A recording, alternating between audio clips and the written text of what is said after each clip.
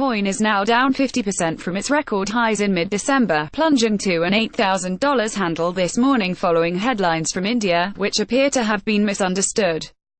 Bitcoin is at its lowest level since November 26, 2017. Specific catalysts for the latest leg lower are unclear, but perhaps there is some anxiety ahead of next week's U.S. regulatory hearings. As Cointelegraph reports, the U.S.'s two major financial regulatory authorities have announced that they will hold a dedicated hearing on virtual currencies on February 6, 2018. The U.S. Securities and Exchange Commission (SEC) and Commodity Futures Trading Commission (CFTC) will meet to discuss what an advance notice describes as their oversight role, as the industry becomes an increasingly prioritized focus of lawmakers around the world. SEC Chairman Jay Clayton will join CFTC Chairman J. Christopher Giancarlo as chief witnesses.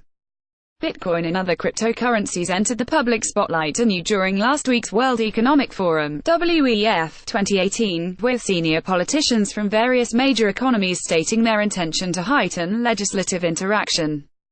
Calls for an international effort on crypto regulation have received support from France, Germany and others, the stage likely to be set for a major discussion during the G20 summit in Argentina in March 2018.